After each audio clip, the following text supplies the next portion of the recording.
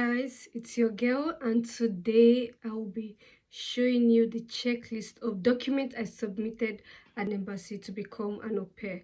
This is a document I submitted before I got my au pair visa, so stay tuned. The first document, of course, is the application form, the visa application form. You need to fill up your application form on the system and then print it out. After the application form, I submitted a passport photograph, and be careful with the passport photograph because it has a requirement, so you need to go online and check what the requirement is, and you need 2 passport photographs. So after your passport photograph, I also submitted my international passport. So before you become an au pair, you must have an international passport. I got my statement from employer to show that I'll come back after my au pair year, and the statement of employer was solely because the employer in the letter will say that, oh, they know me, I'm working with them, and I've taken an excuse and I'll come back, blah blah blah. So I came with a statement from my employer. I also came with my CV, your curriculum vitae, and your CV, be careful, has to be in Europass format. It has to be in Europass format and nothing other than that. So you have to go online, find out the requirement for CV in Europass. You can even download the template and just take a template from there and then you use The next thing I submitted were, of course, which is very important, my school certificate. Is either you submit your WAEC, an original, of course, or your university certificate. For me, I submitted both my university certificate and my secondary school certificate, and I photocopied, of course, original and photocopy as well. And you will get it back. You're going to get your originals back, but you need to show it to them. I also submitted a motivational letter. In this letter, you need to tell them why you want to become an au pair, and also why you want to become an au pair in Germany, and what your future plans are after your au pair year ends. You need to tell them. In fact, this motivational letter is where you have to sell yourself.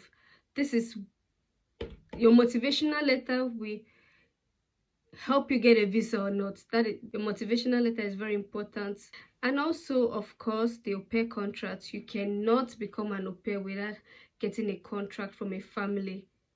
Getting a contract means that you have a family, and the family has to give you this contract. So that's like one of the most important documents you need when becoming an au pair. It's like having a job. You need a contract to show that, yes, indeed, you have a job.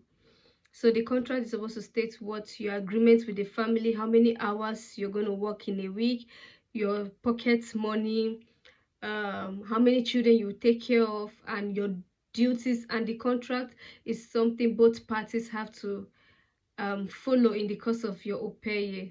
I'm going to tell you about red flags in host family that you should avoid. In another video, I'll tell you how you can find the right family, how you can spot red flags and know the family that is for you. Also, I brought my proof of language certificate from Gote. From those of you outside in Africa, your certificate must come from Gote. That is like the only recognized. There are also other certificates you could bring, like TEL, but Gote in Nigeria is the only certificate for people coming from Nigeria, the only recognized certificate. So I had my A1. I did my A1 exam, passed, and I got my certificate from Gote. So I took the certificate also to the embassy. The next document I brought is invitation letter, which is very important. The family has to send an invitation letter inviting you into their family. So that's another thing you need to get from the family, an invitation letter. Also, a residence registration certificate.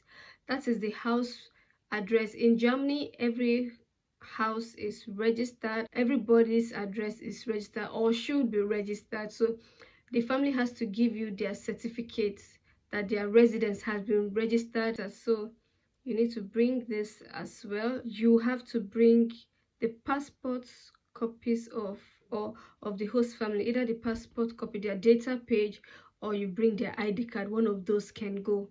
For me, I brought the passport copy of my host dad and the ID card of my host mom. So another thing I brought is the host family questionnaire. There's a questionnaire in the Bundesagentur für Arbeit that the family has to fill. This is not for you, it's for the family to fill. So the family has to fill it up and send it to you. It's like also like the contract, but this time it is a questionnaire for the family. In the questionnaire, that's where they get to show what kind of house they live in, how many rooms they live in, how many bathrooms, how many bedrooms, and the size of their house, and also if they have a room for you, because as an au pair, you have rights to your own room. You're not supposed to share a room. You have rights to your own privacy. So in this place, I had the family let the embassy know that yes, there's a room provided for you and all that. Also, of course, the visa fee. The visa fee, very important. Actually, you have to pay the visa fee. It is very important, and it is non-refundable. So whether you get the visa or not, the visa fee cannot be refunded back to you. So I also submitted my work contract. My work contract shows that I have a job that I will come back to, you know. So the work contract actually showed my ties like back home, my ties back home, to show that I will come back after my au pair year and all of that. So I submitted a work contract as well. Is there any other thing I've not mentioned? I think this is everything I mentioned. And when you get these documents, you have to photocopy them. Make at least two photocopies each, two photocopies each, and try to file your documents correctly. File your documents correctly and go for your visa interview on time. Trust me, you don't want to be late. Trust me, Germans do not joke with their time.